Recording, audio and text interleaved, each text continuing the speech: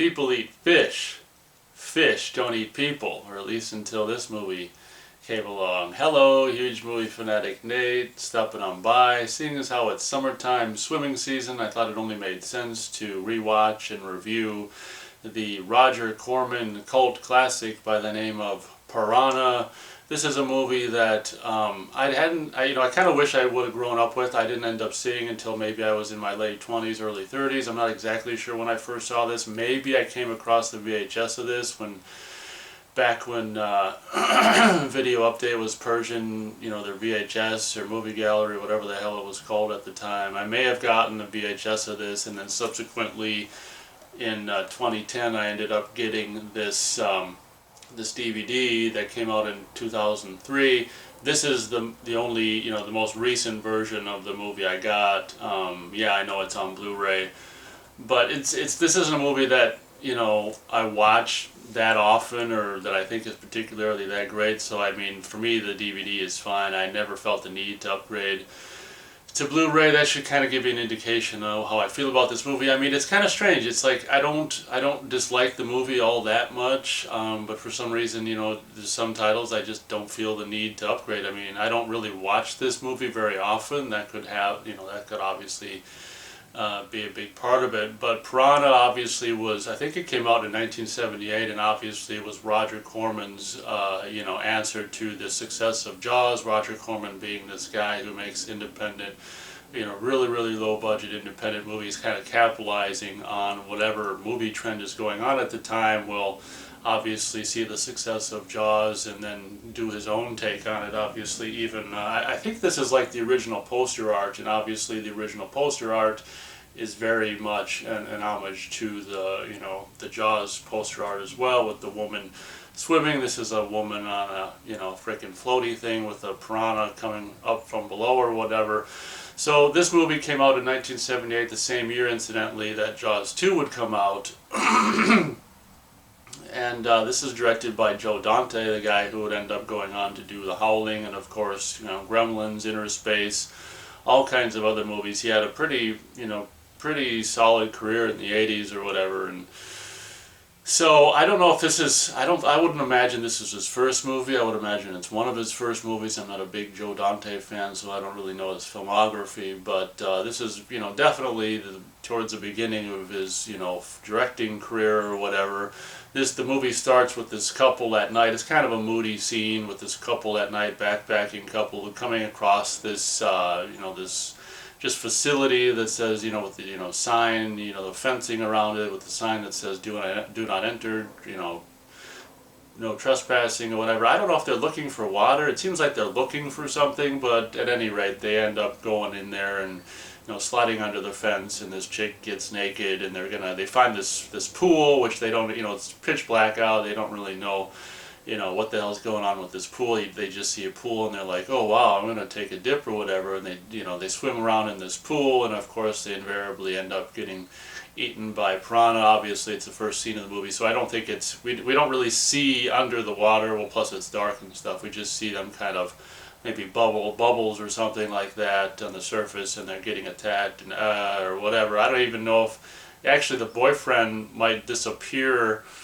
I don't know. One of them disappears, and the other one kind of is like, where'd you go or whatever. I think the boyfriend disappears, and then we kind of see the woman attacked or whatever. And then I think the opening credits happen after that scene. I should also mention being a huge fan of Pino Donaggio, or however the hell you say his name. He, of course, would go on, or had already done, I think, at this point, the music to Carrie and Brian De Palma movie, and I think this same year, right around this time, Tourist Trap, of course, and just so many. He did so many. He'd end up doing the music for The Howling, and he just did so many amazing. A lot of Brian De Palma scores at this time. So many amazing music themes and stuff. I just absolutely love this guy's sound, his musical style for movie film scores, and we're really lucky that this guy did so many of these kind of late 70s, early 80s. Just lower budget horror movies and all this kind of stuff. I mean, just the music in this, the movie isn't incompetent by any means, but when Pino does a score for a movie, a lot of times if it's a lower budget movie, a lot of times, I mean, the score might be, in this case as well, might be one of the most competent things about this movie. I mean, don't get me wrong, I mean, like, the effects of the piranha and stuff are actually pretty fun and pretty well done and stuff for the time, and still really, hold up pretty decently today. So, but as always, like, when Pino does a score, I'm just like all over that, man. I'm like, oh wow, bravo. So the basic premise of this movie is this relatively attractive younger chick is tasked with the responsibility of going and finding these lost backpackers. I don't know if they were like a senator's children. I don't know why the hell, there's this big to do about these missing backpackers, but whatever. This woman ends up going up to this kind of rural area. There's that word again. Rural rural area, looking for these backpackers, and there's a beautiful old classic CJ Jeep in this movie, which I just, being a CJ fan and enthusiast, every time I see one of those in one of these older movies, I'm just like, and it's so heartbreaking later on when they crash this thing, they destroy this thing. I'm like, oh, it's like a collector's item. But this woman goes looking for these two backpackers. It's her job, apparently. It's her, how she earns a living, looking for lost people or whatever, which would be kind of boring and, probably just really frustrating, I would imagine. But she ends up hooking up with this, I think the main lead guy in this movie is Bradford Dillman. The name's kind of familiar. I've probably seen him in other stuff. He also looks kind of familiar. He's kind of like an alcoholic who's just living in this cabin, and, in this movie, he's got like an ex-wife. I think he's divorced, and he's got a daughter. And I don't know. When we meet him in this movie, he's just kind of downtrodden, just alcoholic, I think he's got this guy, that played by Keenan Wynn, who at this time, just like with the movie from the same era, maybe same year, in Laser Blast.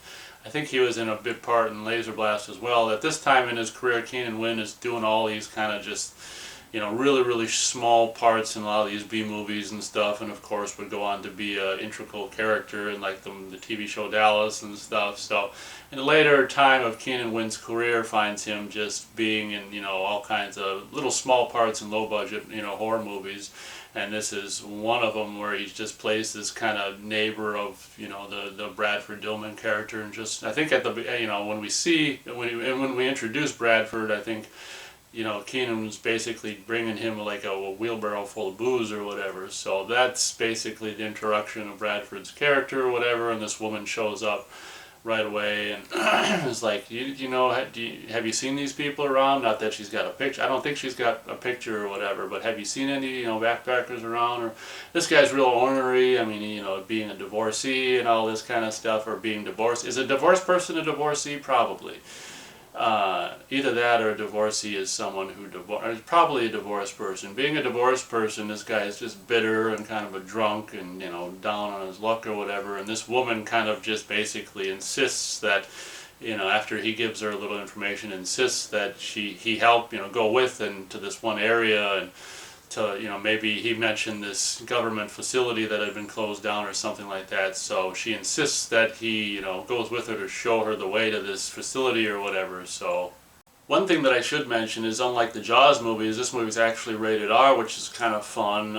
In a way, it's kind of something about this movie that might be a little better than the Jaws movies. You're able to have a little more gratuitous toplessness. Not that there's a lot of it or anything in this movie, but you're just able to have some nudity, female nudity for nudity's sake, and I don't know, you're able to have some swear words, and definitely, definitely more gore and stuff, whereas the gore in Jaws is more, although it's there, it's more almost just like, I don't know, suggested and barely shown, whereas this, one of the cool things about this movie is that it is rated R, and they just kind of go overboard with, not being, it's an exploitation movie, so it's not exactly shy to show gore when all hell breaks loose. But Bradford shows this woman where this former government whatever site, supposed to be closed down site is, and they go in there and they see this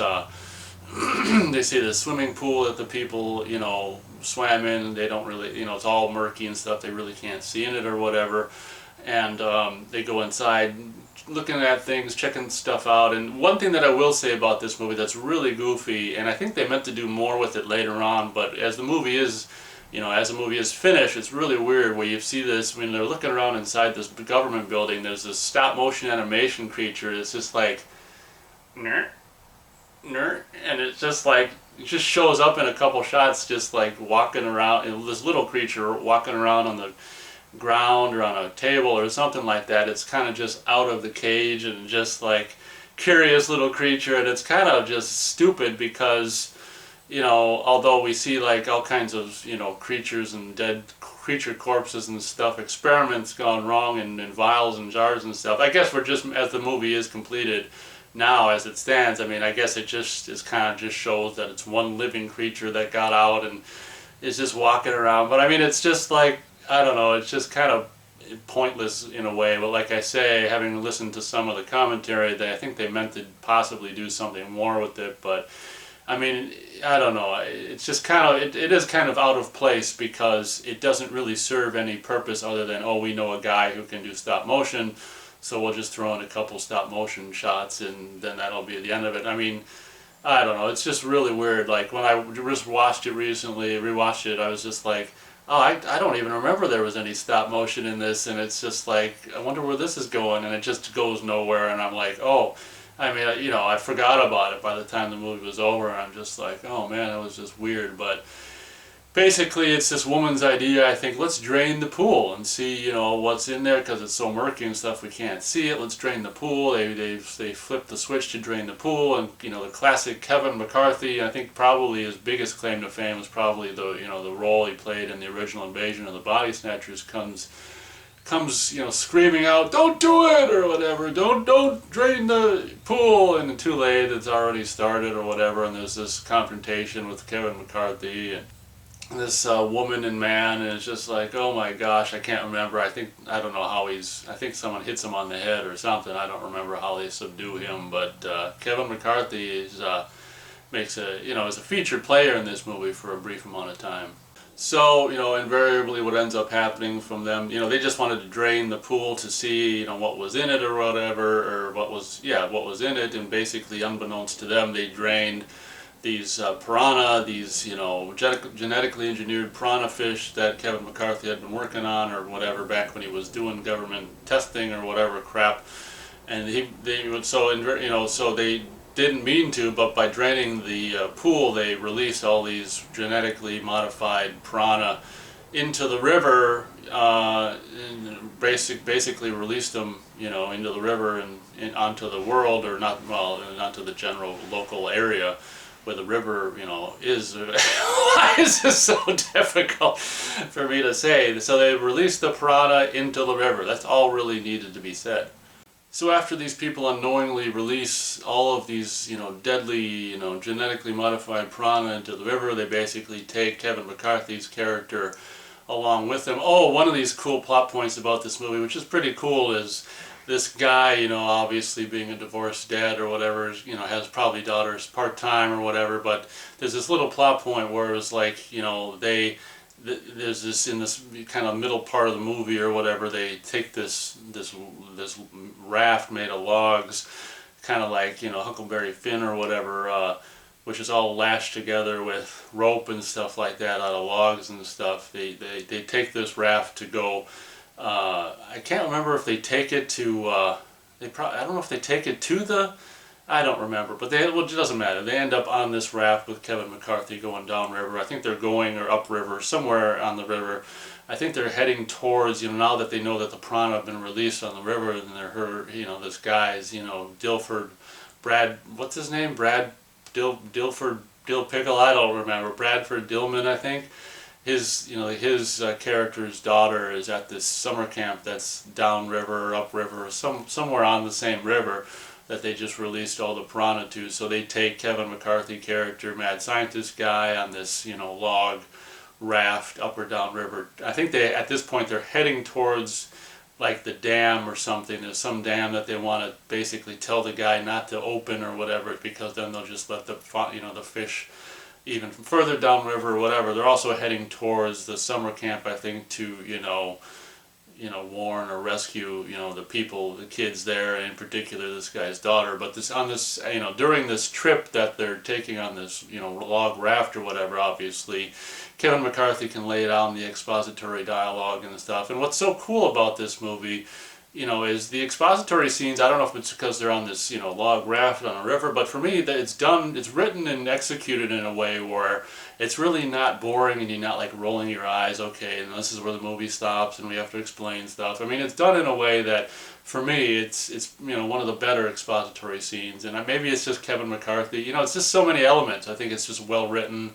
well performed. We like Kevin McCarthy, or I could generally kind of do, and just the environment of being on the log raft and just the characters' reactions. I guess just the overall, all the elements just kind of came together to make this expository scene, pretty interesting and not, grueling to get through. And of course, just like so many things in so many movies, and like Parents, there's a little brief scene I mentioned in my review of that movie where, Randy Quaid works at this place to destroy, jungles and, foreign countries that the U.S. government wants to attack. Well, the reason for working on these genetically modified piranha fish actually went way back to the Vietnam War. I don't know why the fish are still around or whatever, but whatever. Maybe he's just sentimental. Maybe Kevin McCarthy character is just sentimental and, likes having them as a pet or whatever. But, the government had them create these genetically modified piranha that could, live in, both, clear or freshwater and salt water, and also cold water, to basically, unleash in the river systems in Vietnam or whatever to destroy. It's just America doing what it does best, just destroying other countries, just destroying other countries' ecosystems and people and everything about them. Because America is the beacon of freedom and peace and hope and all this shit. But that's another that's another topic. So as I said, very, very, in a long-winded fashion, and probably spent way too much time on the expository scene or whatever, the exposition in this movie is done in a way that, I really, really commend everyone involved. I think it really turned out to get the the information across in a way that was actually enjoyable rather than just a chore to get through. I think one of the first on-screen kind of piranha attacks things we see is the Keenan Wynn character is fishing with his dog on the dock on the river, and the piranha attack basically, his legs are hanging. Keenan Wynn character's legs are hanging over the dock, and he's fishing, and basically the piranha attacked his feet, and he's just like, and it's just chewing on his feet a little bit. And one thing I really like about this movie is when the piranha attack, the sound effect, of like the I can't really do it, but if you've seen the movie, you know what I'm saying. Just the attack sound of the piranha, I think, is a really, really fun kind of just B-movie just sound, it's just like, I wish I could do it better, but the sound I'm talking about when the piranha attack. That's fun, and always kind of a delight to hear that sound. At some point later on in the movie, they end up coming across the Keenan Wynn character who had, since being attacked, because we just kind of like, I don't know, mid-attack they just cut away to something else, so we don't really know what happened to him, and we're rewatching it, I was like, did he die? But then later on, the characters on the raft will come across him and see that he, the character had tried to drag himself up to the house. I don't know for what reason, maybe to get in the bathtub so he wouldn't bleed all over his lawn or whatever, but we end up seeing this funky ass version of Keenan Wynn laying, basically on his back dead in his yard with, this, basically his legs up till maybe his knees or whatever chewed up, just, everything's chewed away to the bone, and it's kind of a, obviously just fake feet or whatever, his real feet are hidden in the ground or something, but it's kind of a creepy looking, it's done really well, and it's just like, oh god. So obviously the character died on his way up back to the house, dragged himself of just blood loss and stuff, and it's just like, I can't remember if his dog, I don't know what the hell happened to his dog. I don't think his dog died, but I don't remember if, I don't remember the dog hanging around for the rest of the movie, so maybe dog is on his own. I don't know. So at some point on their way, they're back on the raft on their way to the summer camp or the dam or wherever the hell they're going, and they come across this character of this dad and son in a canoe, and the dad's, I don't know, trying to get something in the, like reaching for something in the water, trying to, they're fishing, so they're trying to get something. He's, I don't know what. Dad, as a consequence of having his arm in the water, Dad ends up getting attacked and pulled into the water, and Dad gets eaten, and the three on the raft show up to basically, intervene in the situation. Oh no, never mind. The kid gets, the canoe flips over, and the kid miraculously, ends up on the bottom of the canoe, which is now the top, kind of floating above the water that way, and is able to stay out of the water that way. And then later on, the three characters in the, on the raft will meet up with the kid, and the canoe is sinking by the moment and by the minute and more by the minute, and the having done his screen time in the movie, not pretending, not necessarily having a big role in the movie, whatever his name is. What the hell's his name? Oh, Kevin McCarthy. His character, being probably feeling guilty for, not that he opened that's one of the funny things about this movie is, it's true that he, did these killer piranha, but I don't know if they were ever necessarily used or whatever.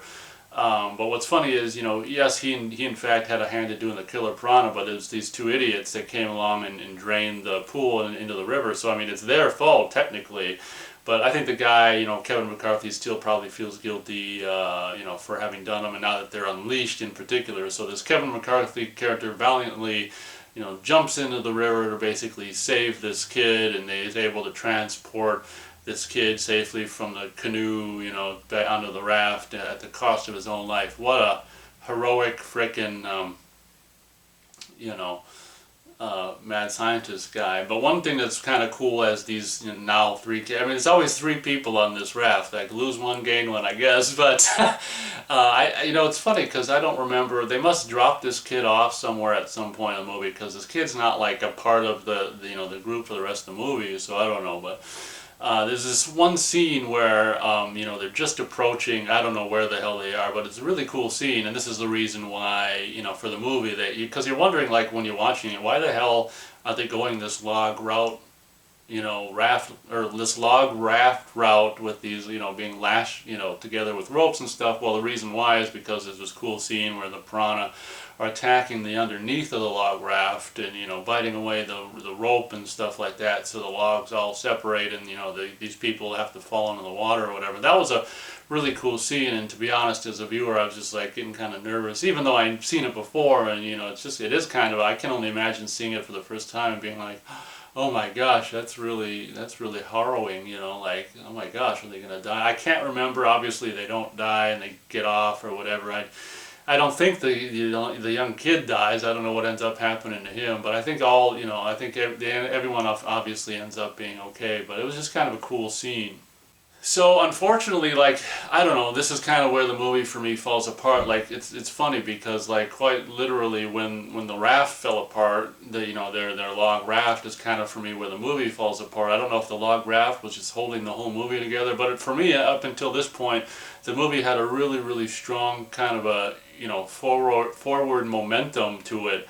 And at this point in the movie, like, I think it's like somewhere around the halfway point at this point, like, this is where the movie kind of just stops moving forward for me and just kind of stagnates and just becomes about, I don't know, just piranha attack or whatever. Obviously, sometime not long after this, the kids are doing their, I don't know what, river water activities in their inner tubes or whatever, splashing around in the water, and of course, the piranha attack, and kind of sad, really, to see, even though it is a dumb fake horror movie or whatever, to see all these kids being attacked by piranha. I don't know how. I don't know if I would imagine there was some kind of course, that kid was devoured in Jaws or whatever, and no one really cared. So it's just kind of sad, even though it is a goofy horror movie, to see, all these kids being attacked, these innocent kids being attacked and ripped to shreds by the piranha. But I should say, particularly for being a movie from '78 and being low budget at the time, I mean, even now, we're so used to CG now, and I think if a lot of young people saw this, they'd actually have fun with it because they're so used to CG and all this crap.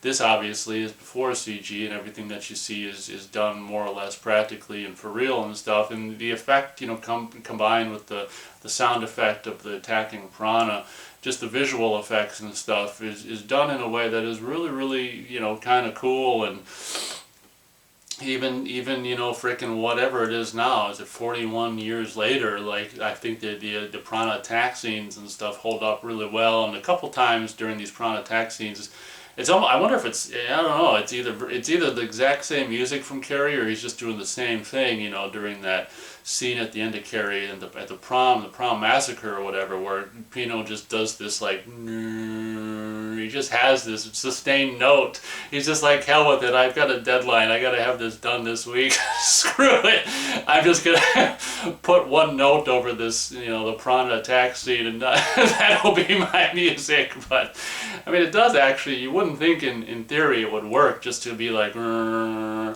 over a scene, but in a way it actually does kind of work, because nothing more really needs to be said musically. Just well, everyone's being attacked.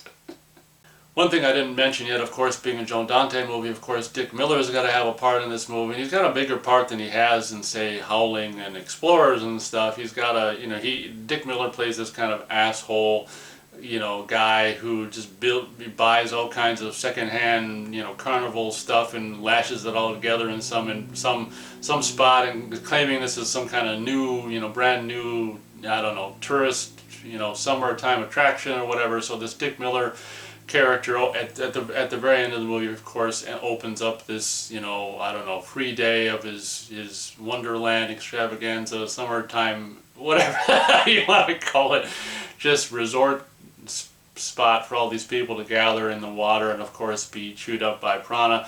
I mean, you'd think, my problem, I like the first half of this movie more, and you think I'd like the second half more for being all the piranha attacks. But to be honest, I mean, Jaws, Jaws is the movie. The Jaws movies are cool because, I don't know, it's singular attacks or whatever that happen like here and there and this or whatever. And I find when you're watching this movie and the piranha attacks, that it's just a whole plethora of people all being attacked at once. It's actually kind of, assaults your senses. Like, for me, I found myself just kind of being like, how I mentioned that Pino did this, just kind of one note over all this. I mean, that's kind of how it just I don't know, it all becomes just a blur after a while, seeing all these people's butts being chewed by piranha, and it's just, I don't know, it might just be a personal preference, but it almost, as I said, it almost gets to be a little bit of a sensory overload when you've got these scenes of just all these people being all attacked at once. It's just like, holy Toledo.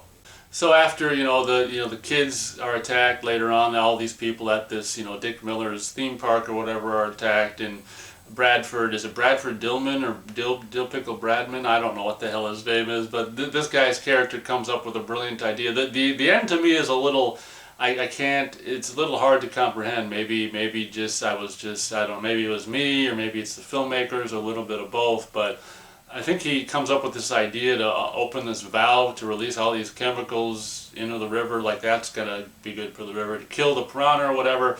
But there's this big dramatic scene where, they commandeer a speedboat, and he ties the rope to the boat, and one end of the rope to the boat, the other to himself, and he tells this woman in 80 seconds or 90 seconds or something to take off. Like, I could hold my, like, I love how people can hold their breath for 90 seconds in movies. I can only hold my breath for like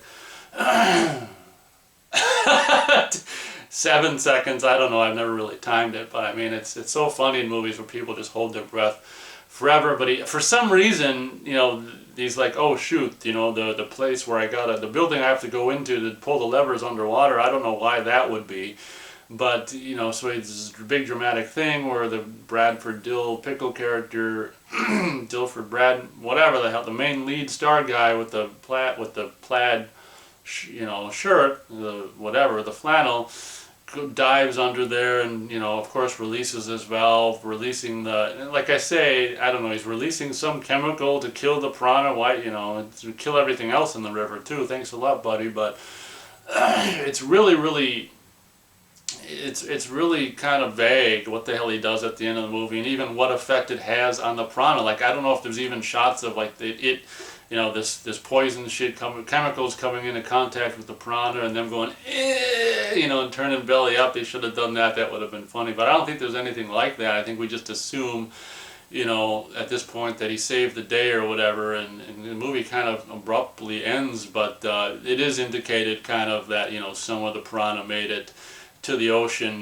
down the river to the ocean or whatever. And I think as the end credits roll, like they show a shot of the ocean and they just kind of turn it, hold the whole screen red, and it's just like, kind of indicating there was some dialogue earlier in the movie that if we don't have them close the dams, or if they open these dams, that they'll if they open this dam waterway or whatever to the on the river, they can make it all the way down to the ocean, and we'll never they'll just breed and we'll never control them then. And so I think it is, of course, indicated that although maybe they killed most of the piranha with Dill Pickle's opening of the valve or whatever and releasing the whatever into the river, I think that obviously it's indicated that some made it to the ocean, and oh gosh, sequel setup time. But so when all's said and done, I am going to be able to go as high as 2.5 stars out of 4 stars for the original Piranha. I do think, and as a whole, it's a relatively entertaining movie. As I said, for me, the first half is a lot better than the second half. The second half for me, the first half has this really strong, straightforward momentum, like going with a purpose or whatever. And then the second half, as I said, is just kind of stagnant, even to the point where I think sometime in the second half the main characters end up getting arrested and thrown in jail. And although there's a funny shtick with the woman, the woman does to get them out of jail, I mean, I find, obviously that just stops the movie for me in its tracks when characters are on a mission and I don't understand, why they had to do that. You're on a mission and you want to see them succeed the mission, and they just get arrested and thrown in jail. I don't know if they knew someone who had access to the jail. I don't know why the hell this is in the movie.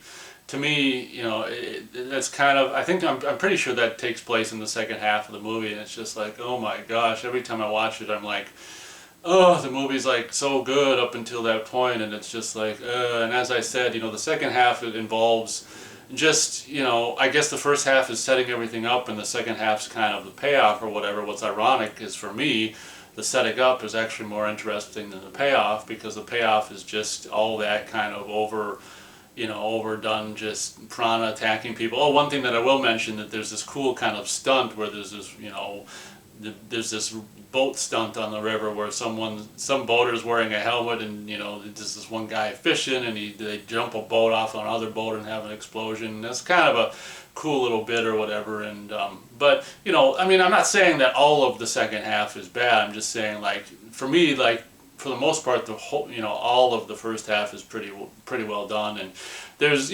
obviously stuff in the second half that I enjoy, and that's good and well done and stuff. But there's also a lot of stuff, including them, even though it's not really that long. It's not that long of them being in jail. It's just kind of like, I don't know. It's just a dumb way to stop the movie and just have them. I don't want to see it. I don't want to see characters. I'm not a jail and movie enthusiast. I don't like jail. I've never been in jail, but I don't have to go to jail to not like jail. It's just like, I hate movies, prison movies, and just I hate seeing bars, and it's just, I don't know, maybe I was an inmate in a past life. I don't know what my problem with jail is. Well, why wouldn't I have a problem with jail? Who has any interest in jail? Like, anyway, I'm getting off on a tangent, but that'll be my review of the movie.